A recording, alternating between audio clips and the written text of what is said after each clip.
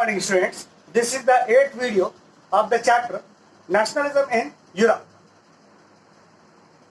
And in this video, we'll discuss the revolution of the liberals or the middle class in the year 1848.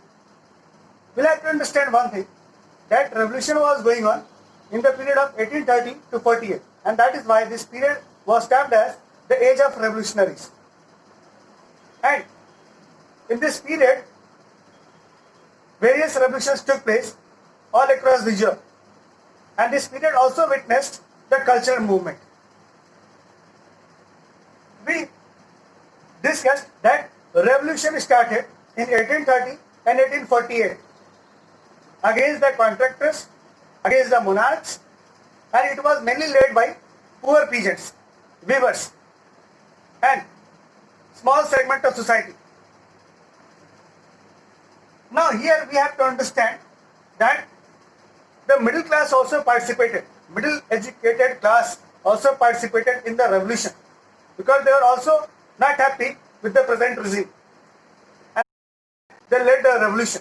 This revolution was quite different from the revolution of poor people or peasants. So what was the special about the revolution of liberals or middle class? We are going to discuss that. Okay. Now you have to understand here that the middle class, they believed in the liberal nationalism, and we already discussed in the topic of liberal nationalism that how middle class emerged as a third group, and it demanded for the economy and political rights. So the ideology of liberal nationalism. Here also we have to understand that the 1848 was a remarkable year because it gave chance for the middle class, gave chance to the middle class to emerge as a revolutionary. So here also the middle class emerged as a revolutionary, and they started revolution not only to replace the present monarchs, but to give alternate system, to give alternate options. So what were those options? Let us discuss. First, you have to understand that the middle class initially they focused on the German region. At that time, German region was very big region. It was a very vast area, and we already discussed about the German Confederation of 39 states that was created by Napoleon. And after that, here, when the middle class came, first of all they targeted German region because they wanted to create a nation of Germany, or they wanted to create a new nation that was to be termed as Germany. So it was their initial effort. So let us see whether they passed in their effort or not, whether they became successful in their effort or not.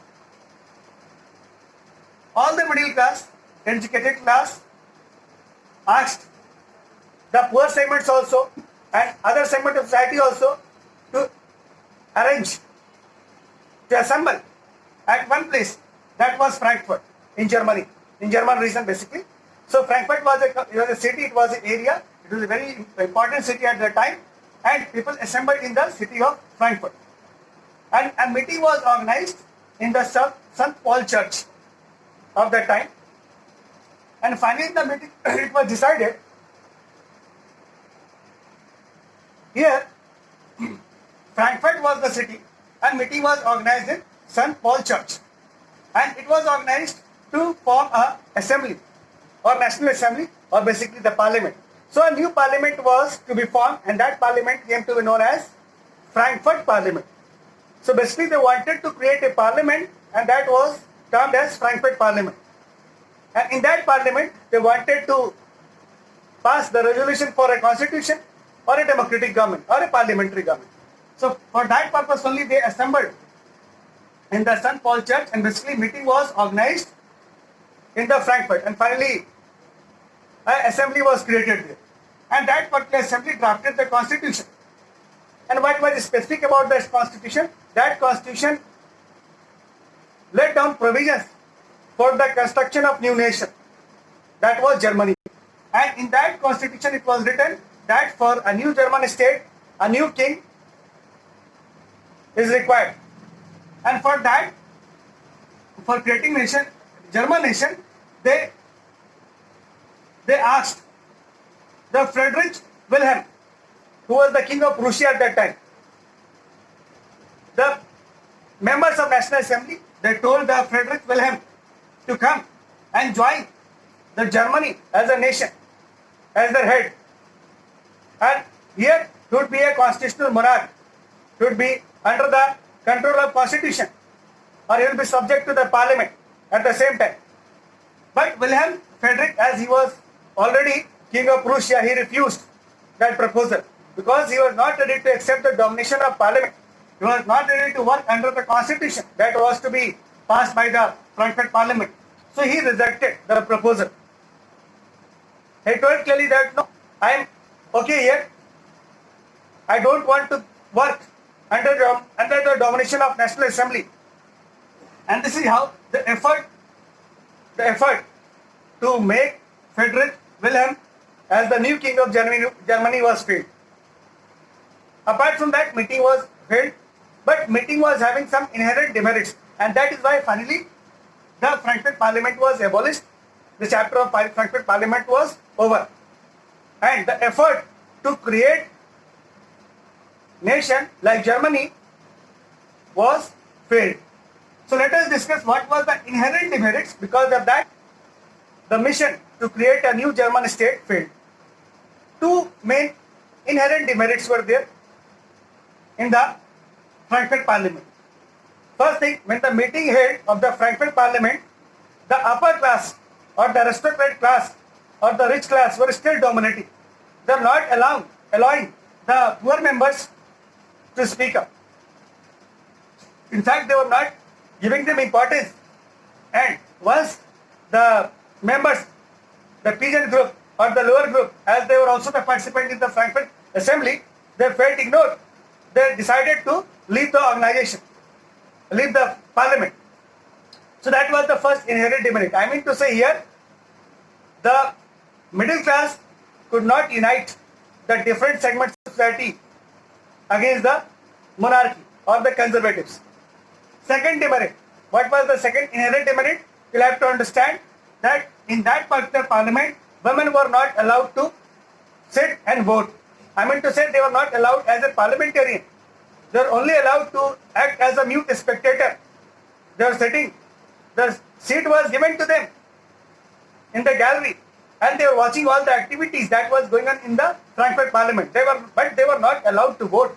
They were not allowed to participate in the parliamentary proceedings. So that was the second demerit.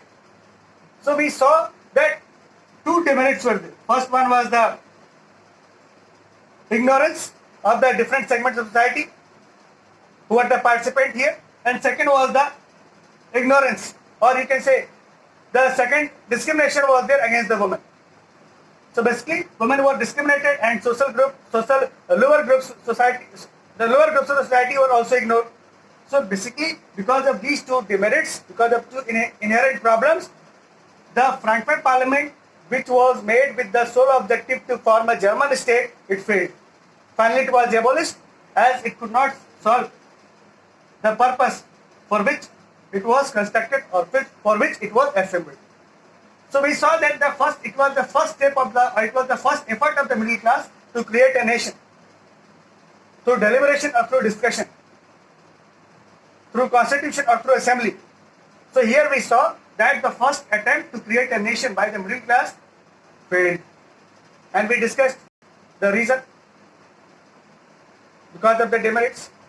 So this is all about this topic. Now let's start the question answer. So here the question may be asked that what was the specific about the Frankfurt Parliament.